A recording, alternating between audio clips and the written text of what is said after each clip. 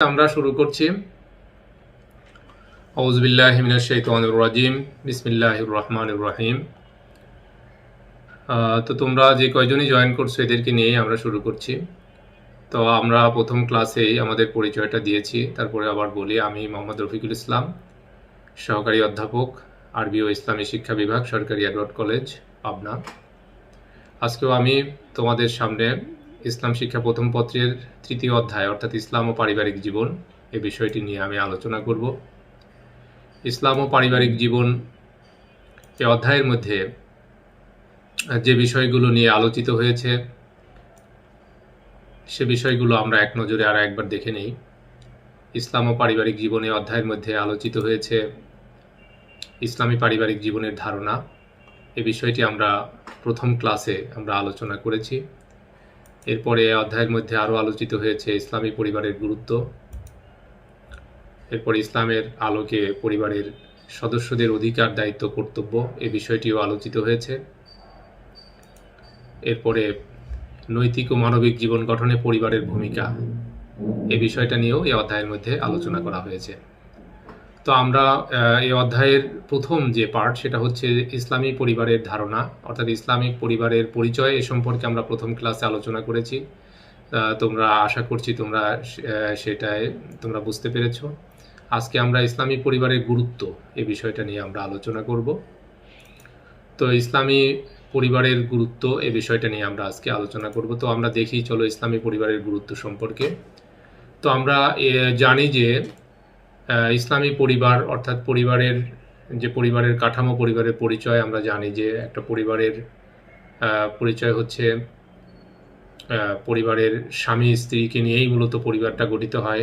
এরপরে তাদের মাধ্যমে সন্তান সন্ততি, পিতা মাতা, ভাই বোন অর্থাৎ একটা পরিবারের সকল সদস্যদের সমন্বয়ে যে পরিবারটা গঠিত সেটাই হচ্ছে পরিবার। আর ইসলামী পরিবার হচ্ছে যে পরিবারের সমস্ত কার্যাবলী ইসলামিক রীতিনীতি অনুযায়ী পরিচালিত হয়, অর্থাৎ সেই পরিবারের সকল সদস্যই ইসলামের অনুসারী হয়, সেটাই হচ্ছে ইসলামী পরিবার। অর্থাৎ সে পরিবারের সকল সদস্য ইসলামী নিয়ম কানুন, ইসলামী রীতিনীতি অনুযায়ী জীবনযাপন করে থাকে, সেটাই হচ্ছে ইসলামী পরিবার। তো আজকে আমরা ইসলামী পরিবারের গুরুত্ব অর্থাৎ importance of Islamic family, Islamic পরিবারের গুরুত্ব সম্পর্কে আমরা আলোচনা করব। তো ইসলামিক পরিবারের এই গুরুত্বগুলো আমরা পয়েন্ট আকারে আলোচনা করব। তো প্রথম পয়েন্ট হচ্ছে সমাজ জীবনের প্রাথমিক ইউনিট হচ্ছে পরিবার। সমাজ জীবন অর্থাৎ মানুষের জীবনযাপনের জন্য অর্থাৎ মানব জাতির সামগ্রিক জীবনের যে প্রাথমিক ইউনিট অর্থাৎ মানব জাতির সামগ্রিক জীবনটা অনেকগুলো ধাপে বিভক্ত, অনেকগুলো ইউনিটে বিভক্ত। সেটা হচ্ছে ব্যক্তি জীবন, পারিবারিক জীবন, সামাজিক জীবন, রাষ্ট্রীয় জীবন, আন্তর্জাতিক জীবন। এই সমস্ত পর্যায়কে কেন্দ্র করেই একটা মানব জীবন গঠিত হয়। তো সেই মানব জীবনের প্রাথমিক ইউনিট বলা হচ্ছে পরিবার। তো পরিবারেরও আরেকটা একক হচ্ছে এক একজন ব্যক্তি, অর্থাৎ একটা পরিবারে অনেকগুলো সদস্য থাকে, এই প্রত্যেকটা সদস্যই এক একটা ইউনিট, একটা পরিবারের এক একটা ইউনিট, এক একটা একক। অর্থাৎ প্রত্যেকটা একটা পরিবারের সকল সদস্যদের সমন্বয়েই একটা পরিবার কাঠামো গঠিত হয়। তো এখন যেহেতু মানুষ একাকী জীবনযাপন করতে পারে না, মানুষ একাকী চলতে পারে না, এই জন্য মানুষ মিলেমিশে জীবনযাপন করে থাকে, অর্থাৎ পরিবারবদ্ধ হয়ে একত্রিত হয়ে মিলেমিশে বসবাস করে থাকে। অর্থাৎ মানব জাতি যে প্রাথমিক ইউনিট বলা হয়েছে পরিবার, এই পরিবারের প্রত্যেক সদস্য যদি তাদের জীবনযাপনের ক্ষেত্রে, তাদের জীবন পরিচালনার ক্ষেত্রে যদি তারা সৎ হয়ে থাকে, তারা যদি ইসলামিক নিয়ম নীতি মেনে চলে, অর্থাৎ তারা ব্যক্তিগতভাবে যদি অনেস্ট হয়, সৎ হয়, এবং তারা যদি মানে কল্যাণকামী হয়, এবং এমনিভাবে যদি পরিবারের প্রত্যেকটা সদস্যই যদি সৎ হয়, তাদের মধ্যে যদি মৌলিক মানবীয় যে গুণাবলীগুলো রয়েছে এই গুণাবলীগুলো যদি থাকে, তাহলে সেই পরিবারটা একটা আদর্শ ইসলামিক পরিবার হিসেবে গঠিত হয়ে থাকে। তো এরকম একটা আদর্শ ইসলামী পরিবার অর্থাৎ যে পরিবারের পিতা মাতা, সন্তান সন্ততি, দাদা দাদি, ভাই বোন সবাই যদি একে অপরের সহযোগিতা করে থাকে, একে অপরের প্রতি সহানুভূতিশীল হয়, একে অপরের বিপদে আপদে পারস্পরিক পাশে থাকে, তাহলে সেই পরিবারটা হয় একটা আদর্শ পরিবার, সেই পরিবারটা একটা ইসলামী পরিবার। তো এরকম পরিবার যখন একটা সমাজের মধ্যে অনেক থাকবে, একটা সমাজের মধ্যে যখন এরকম পরিবারের সংখ্যা বৃদ্ধি পাবে, তখন সেই সমাজটা হবে একটা আদর্শ সমাজ, সেই সমাজটা হবে একটা শান্তিপূর্ণ সমাজ। তো এরকম সমাজ বিনির্মাণের জন্য এরকম সমাজের প্রাথমিক ইউনিট হিসেবে ইসলামী পরিবারের গুরুত্ব এখানে উল্লেখ করা হয়েছে। তো ইসলামী পরিবারের গুরুত্ব এই দিক থেকে অনেক বেশি।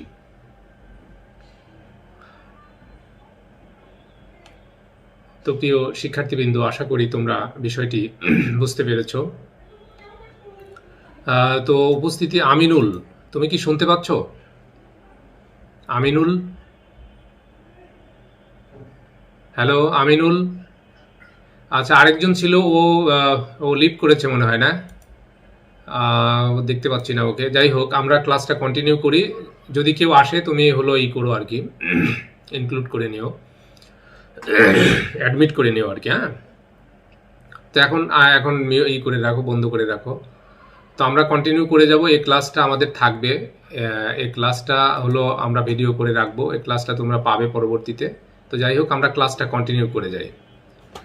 তো আমরা তাহলে বুঝতে পারলাম যে ইসলামিক পরিবার হচ্ছে ইসলামী সমাজের প্রাথমিক ইউনিট, এবং প্রাথমিক ইউনিট হিসেবে অর্থাৎ ইসলামী পরিবার, অর্থাৎ একটা পরিবার যদি ভালো হয়, সুন্দর হয়, সুখী সমৃদ্ধশালী হয়, এরকম পরিবার যদি সমাজে থাকে, তাহলে সেই সমাজটা একটা আদর্শ সমাজ হিসেবে গঠিত হয়, সুখী শান্তিপূর্ণ একটা সমাজ হিসেবে প্রতিষ্ঠিত হয়। এটা হচ্ছে প্রথম। তো এরপরের যে পয়েন্ট হচ্ছে, তাহলে এটা হচ্ছে একটা পয়েন্ট, যেটা হচ্ছে সমাজ জীবনের প্রাথমিক ইউনিট হচ্ছে পরিবার। এটা আমরা জানতে পারলাম, আমরা বুঝতে পারলাম। তো এরপরে হচ্ছে পরিবার গঠনের উপকরণ। দ্বিতীয় পয়েন্ট হচ্ছে ইসলামী পরিবারের যে গুরুত্ব, এটা আমরা আলোচনা করছি। ইসলামী পরিবারের গুরুত্বের মধ্যে দ্বিতীয় পয়েন্ট হচ্ছে পরিবার গঠনের উপকরণ। একটা পরিবার গঠনের উপকরণ কি কি থাকতে পারে? একটা পরিবারকে সুখী সমৃদ্ধশালী এবং আদর্শ পরিবার হিসেবে গঠিত হতে হলে সেই পরিবারের প্রত্যেকটা সদস্যদের মধ্যে পারস্পরিক বন্ধন সুদৃঢ় হতে হবে। তাদের পরস্পরের মধ্যে প্রেম, প্রীতি, ভালোবাসা, সহমর্মিতা, সহানুভূতি, পারস্পরিক কর্তব্য পালন, দায়িত্ববোধ, এই বিষয়গুলো অত্যন্ত গুরুত্বপূর্ণ একটা বিষয়। তো এগুলোই কিন্তু একটা পরিবার গঠনের উপকরণ, অর্থাৎ ইসলামী পরিবার গঠনের উপকরণ এগুলো। এই যে মানবীয় গুণাবলীগুলোর কথা বলছি, এই মানবীয় গুণাবলীগুলো হচ্ছে ইসলামী পরিবারের উপকরণ। তো এই উপকরণগুলো আমাদের মধ্যে অবশ্যই ডেভেলপ করতে হবে। ইসলামী পরিবারের মধ্যে কোনো বল্গাহীনতা থাকবে না, দায়িত্বহীনতা থাকবে না, উশৃঙ্খলতা থাকবে না। ইসলামী পরিবারের প্রত্যেকটা সদস্যের মধ্যে ধৈর্য থাকতে হবে, সহিষ্ণুতা থাকতে হবে, পারস্পরিক সমঝোতা থাকতে হবে, পারস্পরিক সহযোগিতা থাকতে হবে, স্নেহ, মমতা, প্রেম, প্রীতি, ভালোবাসা, শ্রদ্ধা, এই যে গুণাবলীগুলো, এই সমস্ত গুণাবলীগুলোর অবশ্যই একটা পরিবারের প্রত্যেক সদস্যের মধ্যেই থাকতে হবে। তাহলেই সেই পরিবারটা হবে একটা আদর্শ পরিবার এবং সেই সমাজটা হবে একটা আদর্শ সমাজ। আর এই যে গুণাবলীগুলোর কথা বললাম, এই গুণাবলীগুলোর চর্চার মাধ্যমেই একটা পরিবার আদর্শ পরিবার হিসেবে স্থান লাভ করবে। আর এগুলোই হচ্ছে একটা পরিবারের উপকরণ। আর এই উপকরণগুলোই হচ্ছে একটা ইসলামী পরিবারের জন্য অত্যন্ত গুরুত্বপূর্ণ একটা বিষয়। তো প্রিয় শিক্ষার্থীবৃন্দ, আশা করি তোমরা বিষয়টি বুঝতে পেরেছ। এরপরে ৩ নম্বর যে পয়েন্ট হচ্ছে পরিবার সমাজ গঠনের ভিত্তিভূমি। এটাও একটা গুরুত্বপূর্ণ বিষয় ইসলামী পরিবারের জন্য। ইসলামী পরিবারের জন্য গুরুত্বপূর্ণ বিষয় হচ্ছে পরিবার কাঠামোটা হচ্ছে সমাজ গঠনের ভিত্তিভূমি। অর্থাৎ সমাজ তো অনেকগুলো পরিবারের সমন্বয়ে গঠিত হয়, এটা আমরা জানি। এই সমাজের প্রাথমিক এবং গুরুত্বপূর্ণ ইউনিটি হচ্ছে পরিবার। তো সেই পরিবার, অনেকগুলো পরিবার নিয়েই সমাজ গঠিত হয়। তো এই জন্যই এই পরিবারটা হতে হবে একটা আদর্শ পরিবার। এই পরিবারটা হতে হবে ইসলামী পরিবার। এই পরিবারটা হতে হবে সুস্থ সুন্দর একটা পরিবার। যে পরিবারের মধ্যে থাকবে, যে পরিবারের সদস্যদের মধ্যে থাকবে পারস্পরিক সহযোগিতা, যে পরিবারের সদস্যদের মধ্যে থাকবে পারস্পরিক সহমর্মিতা, বড়রা ছোটদেরকে স্নেহ করবে, ছোটরা বড়দেরকে সম্মান করবে, এরকম একটা পরিবার যেখানে পিতামাতা, ভাই বোন, স্ত্রী, পুত্র, কন্যা সকলেই মানে একে অপরের পরিপূরক হিসেবে কাজ করবে, এরকম একটা পরিবার সকলেরই কাম্য। তাই এরকম একটা পরিবারই হচ্ছে ইসলামী পরিবারের মূল ভিত্তি। এজন্যই বলা হয়েছে পরিবার হচ্ছে সমাজ গঠনের মূলভিত্তি। আর এ কারণেই ইসলামেও, পবিত্র কোরআনেও এই বিষয়টি প্রতি গুরুত্ব আরোপ করা হয়েছে। ইসলামী পরিবারের প্রতি নির্দেশনা দেওয়া হয়েছে, পরিবার গঠনের প্রতি নির্দেশ দিয়ে আল্লাহ তাআলা পবিত্র কোরআনে বলেছেন যে ফানকিহু মা তাবা লাকুম মিনান নিসা। সূরা নিসার ৩ নম্বর আয়াতে আল্লাহ তাআলা বলতেছেন যে তোমরা তোমাদের পছন্দ মতো নারীদের থেকে তোমরা বিবাহ করো। এখানে আল্লাহ তাআলা বিবাহ করার ব্যাপারে নির্দেশ দিয়েছেন। আর বিবাহ করার মাধ্যমেই কিন্তু একটা পরিবার গঠিত হয়। একটা পরিবার গঠিত হয় কিন্তু বিবাহ করার মাধ্যমে। এজন্যই বিবাহ করার ব্যাপারে ইসলামের সুস্পষ্ট নির্দেশনা রয়েছে। বিবাহ করার নির্দেশ রয়েছে মানেই হচ্ছে পরিবার গঠনের নির্দেশ রয়েছে, অর্থাৎ পরিবার গঠনের ব্যাপারে ইসলামের সুস্পষ্ট নির্দেশনা রয়েছে।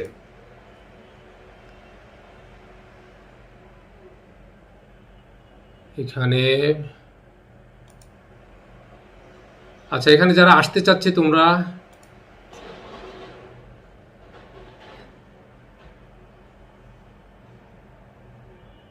পার্টিসিপেন্ট এরকম হচ্ছে কেন?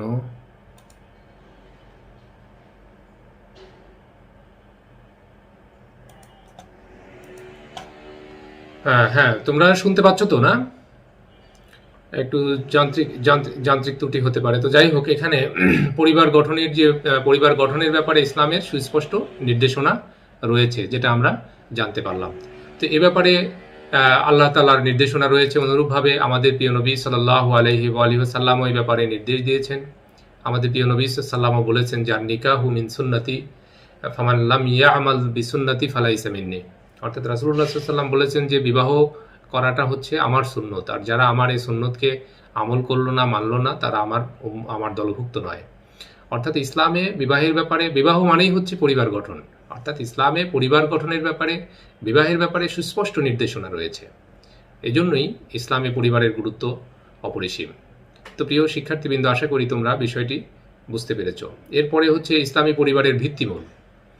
ইসলামী পরিবারের ভিত্তিমূলটা কি? আমরা জানি যে ইসলামী পরিবারটা কাকে বলে। ইসলামের বিধিবিধান, ইসলামের নীতিমালা অনুযায়ী যে পরিবারটা গঠিত হয় এবং পরিচালিত হয় সেটাই হচ্ছে ইসলামী পরিবার।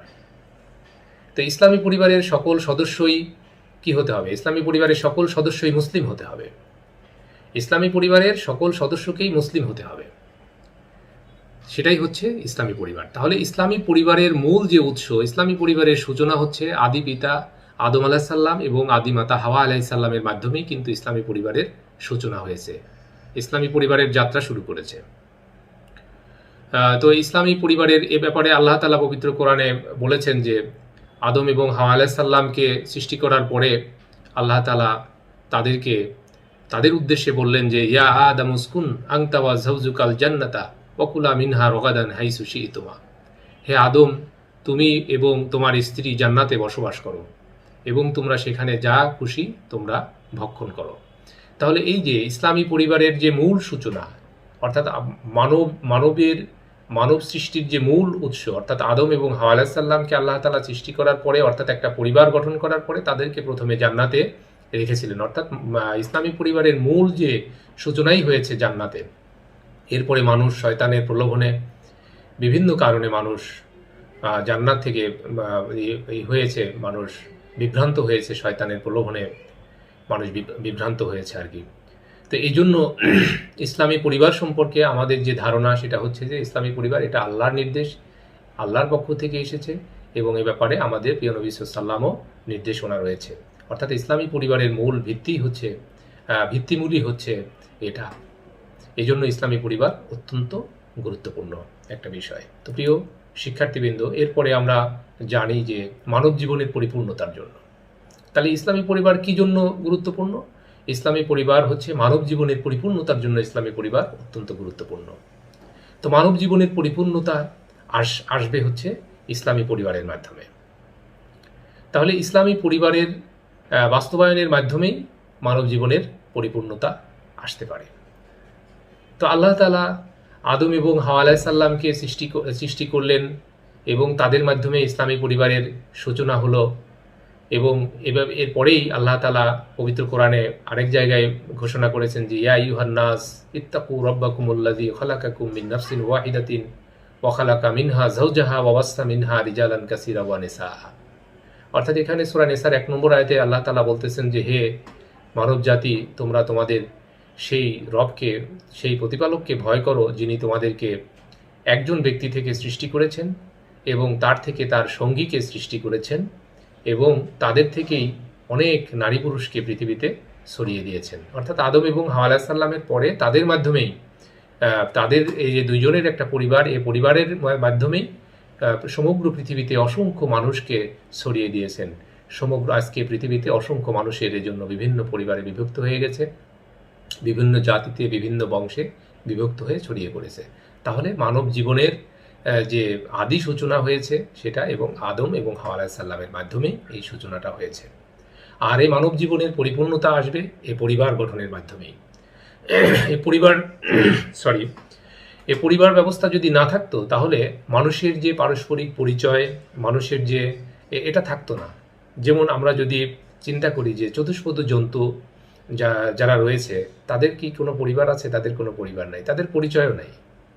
যার কারণে তাদের কিন্তু পরিচয় নাই, তাদের কোনো মানে তাদের মধ্যে, তাদের যেহেতু আল্লাহ তাআলা জ্ঞান, বিবেক, বুদ্ধি দান করেন নাই, অর্থাৎ পশুত্ব। এই জন্য মানুষের মধ্যেও, মানব সমাজের মধ্যেও একটা শ্রেণী, পাশ্চাত্য সমাজে যারা পরিবার ব্যবস্থাটাকে মানে না, যারা অবাধ মেলামেশা করে, যারা বিবাহ বন্ধনে আবদ্ধ না হয়েই পারস্পরিক মিলিত হয়, এদের মাধ্যমে যে সমাজটা গঠিত হয় সে সমাজকে পশুর সাথে তুলনা করা হয়েছে। সে সমাজ যে কোনো মানবিকতা নেই, সে সমাজের মধ্যে কোনো সুসম্পর্ক নেই, পারিবারিক ব্যবস্থা নেই, পারস্পরিক যে সম্পর্ক, পারিবারিক যে বন্ধন সেটা নেই।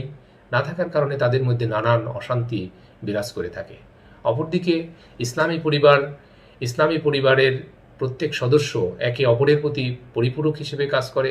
তাদের মধ্যে পারস্পরিক সম্পর্ক থাকে মধুর এবং তাদের মধ্যে পারস্পরিক সমঝোতা থাকে, সহানুভূতি থাকে এবং তাদের পারস্পরিক হৃদ্যতাপূর্ণ সম্পর্ক থাকে।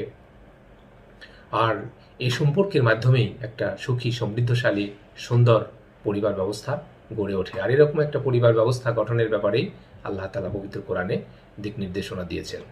তো প্রিয় শিক্ষার্থীবৃন্দ, এই জন্যই ইসলামী পরিবার এত গুরুত্বপূর্ণ। আশা করছি তোমরা বিষয়টি বুঝতে পেরেছ। এরপরে সুশৃঙ্খল জীবনের জন্য, তাহলে ইসলামী পরিবার কি জন্য গুরুত্বপূর্ণ? ইসলামী পরিবার গুরুত্বপূর্ণ হওয়ার আরও একটা কারণ হচ্ছে যে সুশৃঙ্খল জীবনযাপনের জন্য। সুশৃঙ্খল জীবনযাপন, পশু পাখির মধ্যে কিন্তু সুশৃঙ্খলতা নেই, তাদের মধ্যে বিশৃঙ্খলতা রয়েছে। কিন্তু ইসলামের মধ্যে, মানব জাতির মধ্যে এই বিবাহ বন্ধনের কারণেই, এই যে পারিবারিক জীবনযাপনের কারণেই কিন্তু মানব জীবনের মধ্যে সুশৃঙ্খলতা রয়েছে। এই পরিবার ব্যবস্থাটা যদি না থাকতো তাহলে মানুষের মধ্যে কোনো পারস্পরিক পরিচয় থাকতো না, কে কার পিতা, কে কার সন্তান, এটার পরিচয় থাকতো না এই পরিবার ব্যবস্থাটা যদি না থাকতো। তো এই জন্যই এই পরিবার কাঠামো থাকার কারণেই কিন্তু সুশৃঙ্খল একটা জীবনের সূত্রপাত ঘটেছে। মানুষ তার সুশৃঙ্খলভাবে জীবনযাপন করার একটা সুযোগ পাচ্ছে। পারিবারিক জীবনে মানুষের যে কুপবৃত্তি রয়েছে, পশুবৃত্তি রয়েছে, উশৃঙ্খলতা রয়েছে এবং সীমালঙ্ঘনের ব্যাপার রয়েছে, অধিকার হরণ বিষয়গুলো রয়েছে, এই ধরনের পশুত্বমূলক আচরণ, এগুলো থেকে ইসলামী পরিবার ব্যবস্থা এটা মুক্ত এবং পবিত্র। আর ইসলামী পরিবার ব্যবস্থা এগুলোকে কখনোই অ্যালাউ করে না, এগুলোকে সমর্থন করে না। মানুষকে সুনিয়ন্ত্রিত, সুশৃঙ্খল এবং কল্যাণকর পবিত্র গুণবৈশিষ্ট্যের প্রতিষ্ঠিত করাই হচ্ছে ইসলামী পরিবারের উদ্দেশ্য। তো এই কারণেই সুশৃঙ্খলভাবে, শান্তিপূর্ণভাবে জীবনযাপনের জন্য ইসলামী পরিবার অত্যন্ত গুরুত্বপূর্ণ ভূমিকা পালন করে থাকে। তো প্রিয় শিক্ষার্থীবৃন্দ, আশা করি তোমরা বিষয়টি বুঝতে পেরেছ। এরপরে আরও একটা গুরুত্বপূর্ণ বিষয় হচ্ছে জাতি গঠন ও বিশ্ব শান্তি প্রতিষ্ঠার জন্য। তাহলে ইসলামী পরিবার কি জন্য গুরুত্বপূর্ণ? ইসলামী পরিবার গুরুত্বপূর্ণ হচ্ছে জাতি গঠন এবং বিশ্ব শান্তি প্রতিষ্ঠার জন্য। একটা জাতি গঠন করার জন্য ইসলামী পরিবার অত্যন্ত গুরুত্বপূর্ণ। একটা জাতি গঠিত হয় কখন? যখন পরিবার কাঠামো থাকে। পরিবার কাঠামো যদি না থাকে তাহলে তো তাদের পারস্পরিক পরিচয়ই থাকবে না। আর পারস্পরিক পরিচয় যদি না থাকে তাহলে কিসের জাতি গঠন হবে? জাতি গঠনের কোনো সুযোগ সেখানে থাকবে না। এই জন্য জাতি গঠনের জন্য এবং বিশ্ব শান্তি প্রতিষ্ঠার জন্য পরিবার কাঠামো অবশ্যই থাকতে হবে। পরিবার ব্যবস্থা থাকার মাধ্যমেই যে পিতা মাতার যে পরিচয়, দাদা দাদির পরিচয়, নানা নানির পরিচয়, এই পরিচয়গুলো কিন্তু এসে থাকে। এই পরিচয়গুলো থাকবে না যদি এই পরিবার কাঠামোটা না থাকে। তো প্রিয় শিক্ষার্থীবৃন্দ, আশা করি তোমরা বিষয়টি বুঝতে পেরেছো। এই জন্যই জাতি গঠনের জন্য এবং বিশ্ব শান্তি প্রতিষ্ঠার জন্য ইসলামী পরিবার অত্যন্ত গুরুত্বপূর্ণ ভূমিকা পালন করে থাকে। এ ব্যাপারে আল্লাহ তাআলা পবিত্র কোরআনে সুস্পষ্টভাবে ঘোষণা করেছেন যে অমিন আয়াতিহি আন খালাকা লাকুম মিন আনফুসিকুম আজওয়াজান লিতাসকুনু ইলাইহা ওয়া জাআলা বাইনাকুম মাওয়াদ্দাতান ওয়া রাহমাতান। অর্থাৎ আল্লাহ তাআলার নিদর্শনের মধ্যে এটাও একটা গুরুত্বপূর্ণ নিদর্শন হলো এই যে তিনি তোমাদেরকে সৃষ্টি করেছেন তোমাদের নিজেদের মধ্য থেকেই, তোমাদেরকে সৃষ্টি করেছেন। অর্থাৎ আদম আলাহিসাল্লাম থেকেই হাওয়া আলাহিসাল্লামকে সৃষ্টি করেছেন এবং তাদের দুজনের মধ্য থেকে এই পৃথিবীতে মানবজাতি ছড়িয়ে পড়েছে। কথাটাই আল্লাহ বলেছেন যে এই যে তোমাদেরকে আল্লাহ তাআলা সৃষ্টি করলেন, কি জন্য সৃষ্টি করলেন? লিতাসকুনু ইলাইহা, যাতে করে তোমরা পরস্পর শান্তিতে বসবাস করতে পারো, একে অপরের শান্তিতে বসবাস করতে পারো। ওয়া জাআলা বাইনাকুম মাওয়াদ্দাতান ওয়া রাহমাতান, এবং তিনি তোমাদের মাঝে পারস্পরিক ভালোবাসা সৃষ্টি করে দিয়েছেন, পারস্পরিক রহমত, দয়ার, হৃদ্যতা, মমতা এটা স্থাপন করে দিয়েছেন। তাহলে আল্লাহ তাআলা মানব জাতিকে সৃষ্টি করেছেন এবং তাদেরকে পরস্পর শান্তি লাভের জন্য এবং তাদের মাঝে মমতা, মায়া, হৃদ্যতা এগুলো স্থাপন করে দিয়েছেন। এটা আল্লাহ তাআলা সূরা রুমের 21 নম্বর আয়াতের মধ্যে আল্লাহ তাআলা এই কথাটা বলেছেন। তাহলে ইসলামী পরিবার কাঠামোর মধ্যেই শান্তি রয়েছে, ইসলামী পরিবার কাঠামোর মধ্যেই রয়েছে পারস্পরিক হৃদ্যতা, পারস্পরিক মমতা, পারস্পরিক ভালোবাসা, এগুলো রয়েছে। তো একটা পরিবারের মধ্যে যদি এটা থাকে, ইসলামী পরিবারের মধ্যে এটা থাকার কারণেই একটা আদর্শ জাতি গঠিত হয় এবং আদর্শ জাতি গঠনের মাধ্যমেই বিশ্ব শান্তি প্রতিষ্ঠিত হয়ে থাকে। তো প্রিয় শিক্ষার্থীবৃন্দ, আশা করি তোমরা বিষয়টি বুঝতে পেরেছ। এরপরে ইসলামী পরিবারের আরও একটা গুরুত্বপূর্ণ বিষয় হচ্ছে ইহকালীন কল্যাণ। তাহলে ইসলামী পরিবার ইহকালীন কল্যাণের জন্য অত্যন্ত গুরুত্বপূর্ণ একটা বিষয়। ইহকালীন কল্যাণ মানে হচ্ছে দুনিয়ার জীবনের কল্যাণ। এই দুনিয়ার জীবনের আমরা যদি কল্যাণ লাভ করতে চাই, দুনিয়ার জীবনে যদি সুখ, শান্তি, দুনিয়ার জীবনের কল্যাণটা কি? দুনিয়ার জীবনে মানুষের চাহিদাটা কি? মানুষের চাহিদা হচ্ছে শান্তি, সুখ। এই শান্তি এবং সুখের জন্যই কিন্তু মানুষ এই পৃথিবীতে এত প্রয়াস করছে, এত চেষ্টা করছে, এত সংগ্রাম করছে। এসব কিছুর মূলেই রয়েছে কিন্তু সুখ এবং শান্তি। তাহলে এই সুখ শান্তির মাধ্যমে কি হয়? কল্যাণ হয়। আর এই ইহকালীন কল্যাণের জন্যই ইসলামী পরিবার অত্যন্ত গুরুত্বপূর্ণ ভূমিকা পালন করে থাকে। এই জন্যই এই ইসলামী পরিবারটা যেহেতু গঠিত হয় পুরুষ এবং নারীর মাধ্যমে, আর আল্লাহ তাআলা এই কথাটা আমাদেরকে স্মরণ করায় দিচ্ছেন পবিত্র কোরআনে সূরা জারিয়াতের 49 নম্বর আয়াতে আল্লাহ তাআলা বলছেন যে অমিন কুল্লি শাইইন খালাকনা যাওজাইন, আমি প্রত্যেকটা জিনিসকেই জোড়ায় জোড়ায় সৃষ্টি করেছি। আল্লাহ তাআলা বলছেন যে আমি প্রত্যেকটা জিনিসকে, শুধু মানব জাতি নয়, অর্থাৎ প্রাণী জগৎ এবং উদ্ভিদ জগতে, উভয় জগতের সব কিছুকেই আমি জোড়ায় জোড়ায় সৃষ্টি করেছি। আল্লাহ তাআলা এই যে জোড়ায় জোড়ায় সৃষ্টি করলেন, এই জোড়ায় জোড়ায় সৃষ্টি করার উদ্দেশ্যই হচ্ছে মানে একটা জাতি গঠন করা, পারস্পরিক শান্তি স্থাপন করা। অর্থাৎ এই যে জোড়ায় জোড়ায় সৃষ্টি করার মাধ্যমেই পারস্পরিক শান্তি লাভ হয়, পারস্পরিক সুখ লাভ হয় এবং এভাবেই বংশ বিস্তৃত হয়ে থাকে এবং এভাবেই পৃথিবীটা সামনের দিকে এগিয়ে যায়। এবং এটাই হচ্ছে আল্লাহ তাআলার উদ্দেশ্য। তাহলে আমরা এ থেকে বুঝতে পারলাম যে ইহকালীন কল্যাণের জন্য ইসলামী পরিবার অত্যন্ত গুরুত্বপূর্ণ ভূমিকা পালন করে থাকে। তো প্রিয় শিক্ষার্থীবৃন্দ, এরপরে আরও একটা গুরুত্বপূর্ণ বিষয় হচ্ছে ইসলামী পরিবারের জন্য আরও একটা গুরুত্বপূর্ণ বিষয় হচ্ছে মানব প্রজন্মের ধারা অব্যাহত রাখার জন্য। আচ্ছা, ইসলামী পরিবার এটা মানব প্রজন্মের ধারা অব্যাহত রাখার জন্য অত্যন্ত গুরুত্বপূর্ণ একটা বিষয়।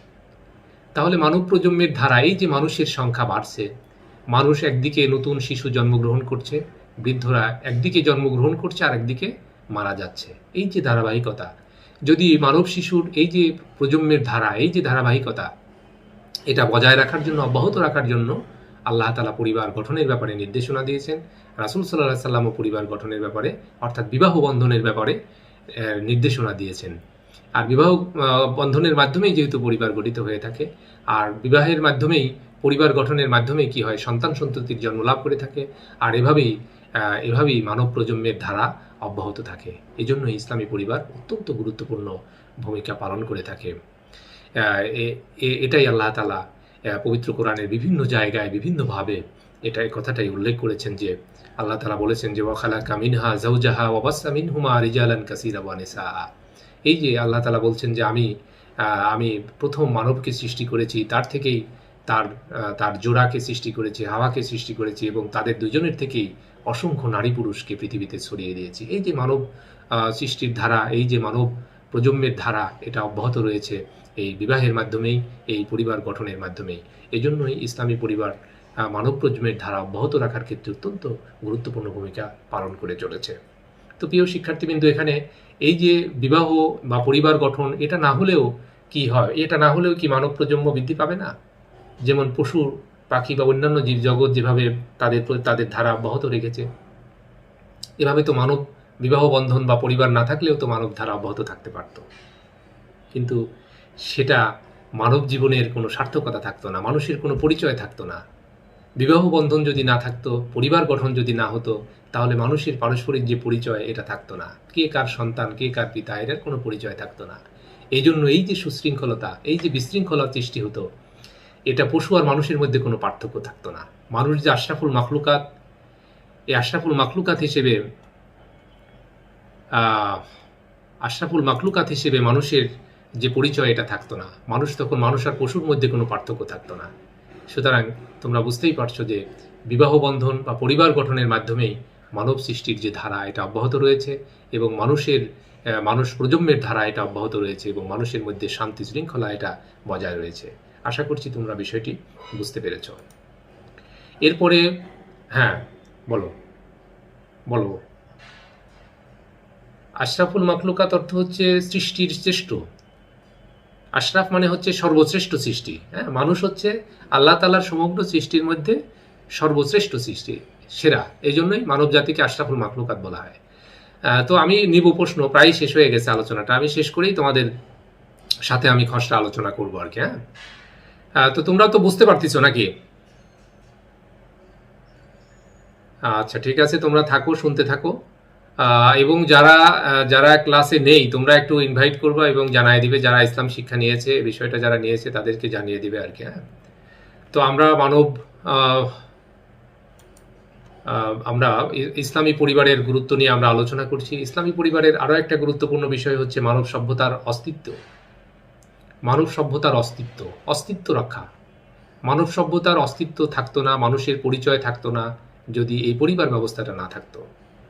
মানুষের যে মানুষ হিসেবে, মানব সভ্যতা হিসেবে, সভ্য মানুষ হিসেবে পৃথিবীতে মানুষের অস্তিত্ব থাকতো না যদি ইসলামী পরিবার ব্যবস্থাটা না থাকতো। সভ্যতার অস্তিত্বের জন্য অপরিহার্য গুণাবলীর বিকাশ ও লালন ও ক্ষেত্র হচ্ছে সুশৃঙ্খল, বৈধ, সুনিয়ন্ত্রিত বৈবাহিক সূত্রে গাঁথা পুত পবিত্র পারিবারিক জীবন। অর্থাৎ এই যে পুত পবিত্র বন্ধন, পারিবারিক জীবনের এই যে পবিত্র বন্ধন, এই পবিত্র বন্ধন যদি না থাকতো, যেটা আমরা আলোচনা করলাম ইতিপূর্বেই, এই পবিত্র বন্ধন যদি না থাকতো তাহলে মানুষের পরিচয় থাকতো না। আর মানুষের পরিচয় না থাকলে মানুষ আর পশুর মধ্যে কোনো পার্থক্য থাকতো না। মানুষ আশরাফুল মাখলুকাত এটা হতে পারতো না। সভ্য মানুষ হিসেবে পৃথিবীতে টিকে থাকতে পারতো না। মানুষের মধ্যে যে পারস্পরিক যে মানুষের যে কুপ্রবৃত্তি, পশুবৃত্তি, উশৃঙ্খলতা, এগুলো মানুষের মধ্যে দেখা যেত। এই জন্য মানুষ এবং পশুর মধ্যে কোনো পার্থক্য থাকতো না, যেটা বর্তমানে বিভিন্ন বিশ্বের বিভিন্ন জায়গায় যারা আধুনিক সভ্যতা বলে তারা পরিচয় করে, অথচ তাদের মধ্যে এরকম থাকার কারণে তাদের পিতা পুত্রের কোনো পরিচয় নাই। এরকম অনেক সন্তান, অনেক পরিচয়হীন সন্তান পৃথিবীতে রয়েছে, যাদের এই যে বৈবাহিক বন্ধন না থাকার কারণেই কিন্তু এটা রয়েছে। এটা আশরাফুল মাখলুকাত হিসেবে এর যে লজ্জাজনক আর কিছুই হতে পারে না। এটা মানব সভ্যতার জন্য অত্যন্ত কলঙ্কজনক একটা বিষয়। কিন্তু ইসলাম এটাকে সমর্থন করে না। ইসলামী পরিবারের জন্য এই যে বৈবাহিক বন্ধন, আর এই বৈবাহিক বন্ধনের মাধ্যমেই একটা পরিবার গঠিত হয়, আর একটা পরিবার গঠনের মাধ্যমেই একটা সুশৃঙ্খল সমাজ ব্যবস্থা গড়ে ওঠে, আর একটা সুশৃঙ্খল সমাজ ব্যবস্থার মাধ্যমেই শান্তিপূর্ণ সমাজ গড়ে ওঠে। আর এই শান্তিপূর্ণ সমাজই আমাদের কাম্য, আর এই শান্তিপূর্ণ সমাজের বিনির্মাণই হচ্ছে আমাদের উদ্দেশ্য। এরকম একটা সমাজের মধ্যে পারস্পরিক যে মায়া মমতা থাকে, পারস্পরিক প্রেম প্রীতি থাকে, ভালোবাসা থাকে, মান মর্যাদা থাকে, সমাজের প্রত্যেকটা নাগরিকের সামাজিক তাহজিব তামাদ্দুন থাকে, সভ্যতা কৃষ্টি থাকে, এই সমস্ত বিষয়ে যে পারস্পরিক সহযোগিতা, এই যে মূল্যবোধগুলো, এই যে সামাজিক মূল্যবোধ এবং ব্যক্তিগত যে গুণাবলীগুলো, গুণবৈশিষ্ট্যগুলোর কথা বললাম, এগুলো ইসলামী পরিবারের মধ্যে যদি বিকশিত হয় তাহলে মানব সভ্যতা একটা আদর্শ সভ্যতা হিসেবে পৃথিবীতে দৃষ্টান্ত স্থাপন করবে। আর ইসলামী পরিবার ব্যবস্থা এরকম একটা আদর্শ মানব সভ্যতার দিকেই মানব জাতিকে আহ্বান করে থাকে। তো এজন্যই ইসলামী পরিবার ব্যবস্থা অত্যন্ত গুরুত্বপূর্ণ একটা বিষয়। তো প্রিয় শিক্ষার্থীবৃন্দ, আশা করি তোমরা বিষয়টি উপলব্ধি করতে পেরেছ। এরপরে আরও একটা গুরুত্বপূর্ণ বিষয় হচ্ছে, ইসলামী পরিবারের আরও একটা গুরুত্বপূর্ণ বিষয় হচ্ছে পশুত্ব ও মানবেতর জীবন থেকে পরিত্রাণ। পশুত্ব, এ বিষয়গুলো আসলে আমরা আমাদের আলোচনার মধ্যে চলে এসেছে। পশুত্ব মানবেতর জীবন। পশুত্ব মানে কি? যদি পরিবার ব্যবস্থাটা না থাকে, যদি বিবাহ ব্যবস্থাটা না থাকে, তাহলে যে সন্তান সন্ততি হবে তাদের পারস্পরিক পরিচয় থাকবে না। আর যদি পারস্পরিক পরিচয় না থাকে তাহলে কি হবে? তাহলে পশু এবং তাদের মধ্যে কোনো পার্থক্য থাকবে না। তো এটা থেকে পরিত্রাণ লাভের জন্যই আল্লাহ তাআলা এই যে পরিবার ব্যবস্থা, এই যে বিবাহের ব্যবস্থাটা আল্লাহ তাআলা করেছেন, এবং আল্লাহ তাআলা নির্দেশ দিয়েছেন বিবাহের ব্যাপারে। নবী সাল্লাল্লাহু আলাইহি ওয়াসাল্লাম নির্দেশ দিয়েছেন, এমনকি বলেছেন যে বিবাহটা হচ্ছে আমার সুন্নত, আর যারা আমার সুন্নতকে মানবে না তারা আমার দলভুক্ত নয়। এই জন্যই এই যে বিবাহ ব্যবস্থাটা, এই যে বিবাহ ব্যবস্থা মানেই হচ্ছে পরিবার ব্যবস্থা। আর এখানে আমরা আলোচনা করছি ইসলামী পরিবার ব্যবস্থা, যে পরিবার ব্যবস্থায় পবিত্র কোরআন এবং সুন্নাহর আলোকে আমাদের জীবনযাপন পরিচালিত হবে। তো এরকম একটা পরিবারের সমন্বয়ে, এরকম একাধিক পরিবারের সমন্বয়ে একটা সমাজ, আর এরকম অনেকগুলো সমাজের মাধ্যমেই একটা রাষ্ট্র, আর এরকম অনেকগুলো রাষ্ট্রের মাধ্যমেই মানে আন্তর্জাতিক একটা বিষয় এখানে চলে আসে। তাহলে সমগ্র বিশ্বকে শান্তিপূর্ণ করতে হলে, সমগ্র বিশ্বকে শান্তিময় করতে হলে, সুখ শান্তিতে ভরে দিতে হলে এরকম একটা ইসলামী পরিবারের গুরুত্ব অত্যন্ত গুরুত্বপূর্ণ ভূমিকা পালন করে থাকে। তাহলে এখানে পশুত্ব মানবেতর জীবন থেকে পরিত্রাণের জন্য ইসলামী পরিবার অত্যন্ত গুরুত্বপূর্ণ ভূমিকা পালন করে থাকে, এটা আমরা বুঝতে পারলাম। এরপরে মানব শিশুর দৈহিক ও মানসিক বিকাশ কেন্দ্র। ইসলামী পরিবারটা মানব শিশুর দৈহিক এবং মানসিক বিকাশ কেন্দ্র। আমরা জানি যে আজকের শিশু আগামী দিনের ভবিষ্যৎ। মানব শিশু যখন জন্মগ্রহণ করে তখন সে অত্যন্ত দুর্বল থাকে, অসহায় থাকে। পরিবারের সদস্যদের পারস্পরিক মায়া, মমতা, স্নেহ নিয়েই সে বড় হয়, শারীরিক এবং মানসিকভাবে বৃদ্ধি লাভ করে থাকে। পারিবারিক দৃঢ় বন্ধন এবং এই যে লালন পালন, এটা ছাড়া একটা শিশু দৈহিক এবং মানসিকভাবে এটা বিকাশ লাভ করতে পারে না, উন্নতি লাভ করতে পারে না। এজন্যই একটা মানব শিশুর দৈহিক এবং মানসিক বিকাশের জন্য একটা পরিবার অত্যন্ত গুরুত্বপূর্ণ ভূমিকা পালন করে থাকে। আর সেই পরিবারটা যদি হয় ইসলামী পরিবার, তাহলে সেই শিশুটা ইসলামী ভাবধারায়, সেই পরিবারের আদর্শেই বেড়ে ওঠে। এজন্যই এরকম পরিবারের সংখ্যা যদি বেশি হয়, অর্থাৎ এরকম ইসলামী আদর্শ পরিবারের সংখ্যা যত বেশি হবে তত আদর্শ মানুষ গঠিত হবে। প্রিয় শিক্ষার্থীবৃন্দ, আশা করি তোমরা বিষয়টি বুঝতে পেরেছ। এরপরে মানব শিশুর শিক্ষায়তন।